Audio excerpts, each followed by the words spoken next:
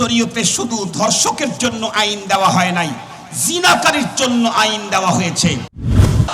আমাদের দেশের সরকার একদিক থেকে ধর্ষকদের জন্য ফাঁসির আইন করতে চায়, অপর দিক থেকে ধর্ষক যাতে ধর্ষণের দিকে না আগায়, জিনাকারী যাতে জিনার দিকে উদ্বুদ্ধ না হয়, এই জন্য সুন্দর পথ যে কোরআন দিয়েছে, সেই পথের দিক নির্দেশনা যেই ইনস্টিটিউটের প্রধান দিল, তাকে পদচ্যুতি করে দিল। এর অর্থই হলো আসলে তাদের মুখে মুখে কথা ছিল দর্শকদের জন্য ফাঁসির রায়, এটা তাদের অন্তরের কথা না, মুসলমানদের উত্তাল তরঙ্গকে থামাবার একটা খেলা। আল্লাহ পাকের কোরআনে সূরাতুন নূরের 30-31 নম্বর আয়াতে কারিমাতে আল্লাহ পাক রব্বুল আলামিন স্পষ্ট বলে দিলেন, পুরুষ তোমাকেও কাবারের ভিতরে ঢুকতে হবে। কুল্লিল মুমিনিনা ইয়াকুদ্দু মিন আবসারিহিম, নারী তোমাকেও কাবারের ভিতরে ঢুকতে হবে। কুল্লিল মুমিনাতি ইয়াগযুযনা মিন আবসারিহিন্না, একই সঙ্গে পথ চলতে গেলে দুইজনের কবর না লাগাইলে যে কোনো একটা যে কোনো মুহূর্তে লিক হতে পারে, লিক হইলেই আগুন লেগে দুনিয়া পুড়ে ছারখার। এক বিত্তবান মানুষ, তার একমাত্র মেয়ে ইউনিভার্সিটিতে বা কলেজে পড়ে। সে একদিন আব্বুকে গিয়ে বলতেছে, আব্বু তোমার কাছে আমার একটা চাওয়া আছে। কি চাওয়া? আপনাদের যাদের মেয়ে আছে তারা ভালো বুঝবে, যাদের মেয়ে নাই তারা কম বুঝবে। মেয়েরা দেখবেন যদি বেশি চালু হয় তাহলে এরা আব্বুর কাছ থেকে কোনো কিছু নিতে চাইলে আগে আব্বুর গলাটা ধরবে অথবা বারবার আব্বু বলে ডাকবে। আমার ঘরে আল্লাহ পাক একটা মেয়ে দিয়েছে, ও যদি আব্বু, আমি বললাম জি, আব্বু জি, 2-3 বার যখন আব্বু বলছে তখন আমি বুঝে ফেলছি আমার বড় ধরনের জরিমানা হবে। নাহলে প্রথম ডাক দিয়েই তো কথা বলার কথা ছিল, 2-3টা ডাক দিয়েছে, তার মানে জরিমানা দিতে হবে। তো আমি বলি যে মা আমার তো জরিমানা হয়ে গেছে, বলো কি চাও। তো মেয়েরা তো এমনিতেই ছেলেদের তুলনায় মেয়েরা বাবাকে বেশি মহব্বত করে। তো ওই মেয়েটি তার আব্বুর গলা ধরে অথবা বুকে জড়ায় ধরে অথবা কাছে নিয়ে অথবা আব্বু আব্বু বলে ডেকে বলল, আব্বু আমি তোমার কাছে একটা জিনিস চাবো।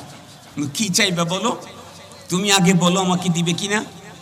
আব্বু মহব্বত করে, একটাই মেয়ে, তো বলছে ঠিক আছে দেব, তুমি বলো কি চাও। বলতেছে আব্বু লেটেস্ট ভার্সনের একটা আইফোন, লেটেস্ট ভার্সনের একটা আইফোন চাই, আর কিছু চাই। আব্বু চিন্তা করলো অ্যান্ড্রয়েড সেটই তো দেওয়া যাবে না, তার মধ্যে আবার আইফোন, আইফোন হলে আবার যাই হয়ে যেতে পারে। তারপরে বললেন ঠিক আছে মা আমি দিচ্ছি। তো লেটেস্ট ভার্সনের একটা আইফোন 2.5-3 লাখ টাকা দিয়ে কিনে নিয়ে এসে দিয়েছি। মেয়ে খুব খুশি, আব্বুকে আরো বেশি মহব্বত ভালোবাসা দিচ্ছেন, বাবাও খুশি।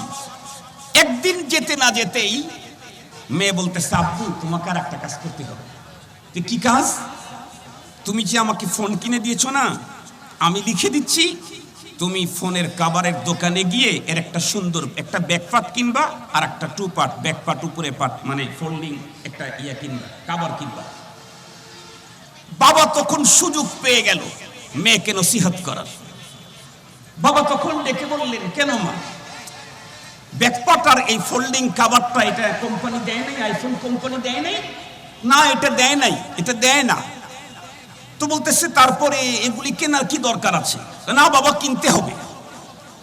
বাবা বললেন দেখো তোমার আইফোনটা কত সুন্দর, এর উপরে যদি ফোল্ডিং কভার লাগায় নাও, কভারের কারণে সৌন্দর্য কমে যাবে, ওইটার আসল চেহারাটা দেখা যাবে না, এই জন্য এটা না লাগালেই ভালো। মেয়ে তখন আব্বুকে ডেকে বলতেছে, আব্বু তুমি বুঝো না, এটা তো অনেক দামি ফোন, হাত থেকে পড়ে গেলে কোনো জায়গায় ভেঙে যেতে পারে, এই জন্য ওর জন্য সেফটি দরকার আছে।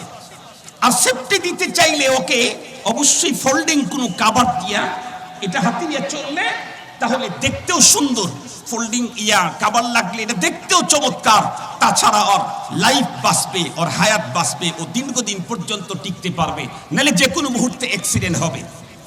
বাবা তখন মেয়েটাকে গলার ভিতরে জড়া ধরে বলল, ওমা তাই তো শরীয়তে সিস্টেম করে দিয়েছে, তোমার আইফোনটা বেশি দামি, এজন্য ওর সেফটির জন্য বাইরে কাভার লাগানো দরকার, ওর চাইতে আল্লাহ পাকের কাছে তুমি মুসলিম নারী, তোমার অনেক অনেক অনেক গুণে দাম বেশি।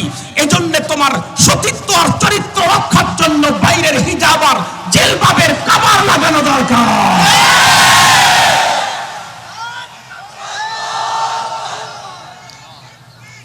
মুহতারাম হাজিরিন, কথাগুলি শুনেন, ভিতরে ঢুকান, কালকে থেকে আমল করেন, বেশি ফায়দা হবে।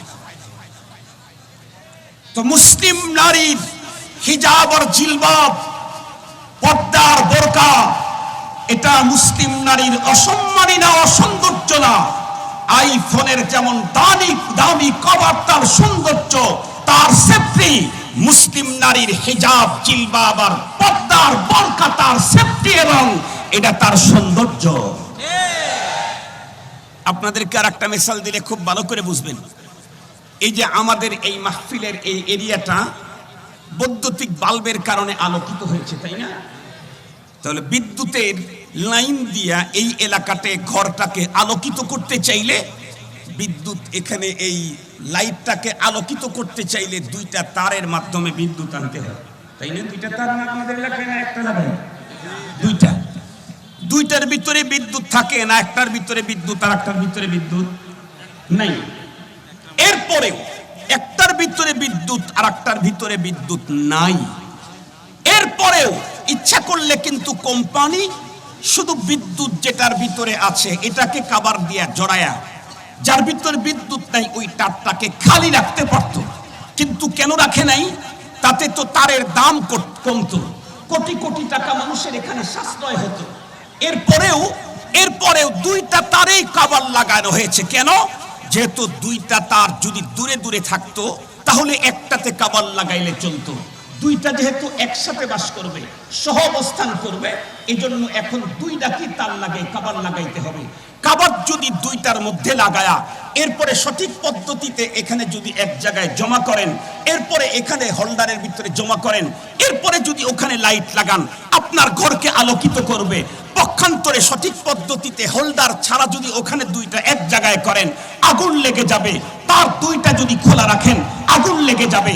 আল্লাহ পাকের কোরআনে সূরাতুন নূরের 30-31 নম্বর আয়াতে কারিমাতে আল্লাহ পাক রব্বুল আলামিন স্পষ্ট বলে দিলেন, পুরুষ তোমাকেও কাবারের ভিতরে ঢুকতে হবে।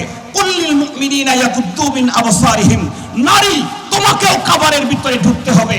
কুল্লিল মুমিনাতি ইয়াগযুযনা মিন আবসারিহিন্না, একই সঙ্গে পথ চলতে গেলে দুইজনের কবর না লাগাইলে যে কোনো একটা যে কোনো মুহূর্তেই লিক হতে পারে। লিক হইলেই আগুন লেগে দুনিয়া পুড়ে ছারখার। মুহতারাম হাজিরিন, এই জন্য রব্বুল আলামিন সিস্টেম করে দিয়েছেন। রব্বুল আলামিন সিস্টেম করে দিয়েছেন, নারী আর পুরুষ। পুরুষ তোমার চক্ষুকে সংযত করো, চরিত্র হেফাজত করো। নারী তুমি তোমার চোখ সংযত করো, চরিত্র হেফাজত করো। এই পদ্ধতিতে বিবাহ বন্ধনের যে পদ্ধতি আছে, সেই পদ্ধতিতে নারী আর পুরুষ যখন একত্রিত হবে, তো এখান থেকে তামাম দুনিয়াতে আলো ছড়তে থাকবে, আলো ছড়তে থাকবে, আলো ছড়তে থাকবে। যেখানেই খোলা তার সেখানেই আক্রমণ হবে, সেখানেই ধর্ষণ হবে, সেখানেই জিনা হবে, সেখানেই অ্যাসিড নিক্ষেপ হবে, সেখানেই বিফকিসের ভিতরে নারীর লাশ পাওয়া যাবে। মুহতারাম হাজিরিন, এতটুক পর্যন্ত আলোচনা বুঝে থাকলে এখন বলুন, জনস্বাস্থ্য ইনস্টিটিউটের প্রধান উনি যে বলেছিলেন, মুসলিম নারীরা তোমরা যখন এখানে কাজ করতে আসবা, তোমরা তোমাদের পরনের কাপড়টাকে ফ্লোর টাচ করে, তার মানে উঁচু পরবা না, একদম পায়ের পাতা পর্যন্ত কাপড় পরবা, সাথে সাথে তোমরা হিজাব পরে আসবা। উনি যে পদ্ধতি বলে দিয়েছিলেন, এই পদ্ধতিতে কি জিনা আর ধর্ষণ বাড়তো না কমতো? একটু জোরে বলেন, বাড়তো না কমতো? আমাদের দেশের সরকার একদিক থেকে ধর্ষকদের জন্য ফাঁসির আইন করতে চায়, অপর দিক থেকে ধর্ষক যাতে ধর্ষণের দিকে না আগায়, জিনাকারী যাতে জিনার দিকে উদ্বুদ্ধ না হয়, এই জন্য সুন্দর পথ যে কোরআন দিয়েছে, সেই পথের দিক নির্দেশনা যেই ইনস্টিটিউটের প্রধান দিল, তাকে পদচ্যুতি করে দিল। এর অর্থই হলো, আসলে তাদের মুখে মুখে কথা ছিল দর্শকদের জন্য ফাঁসির রায়, এটা তাদের অন্তরের কথা না। মুসলমানদের উত্তাল তরঙ্গকে থামাবার একটা খেলা।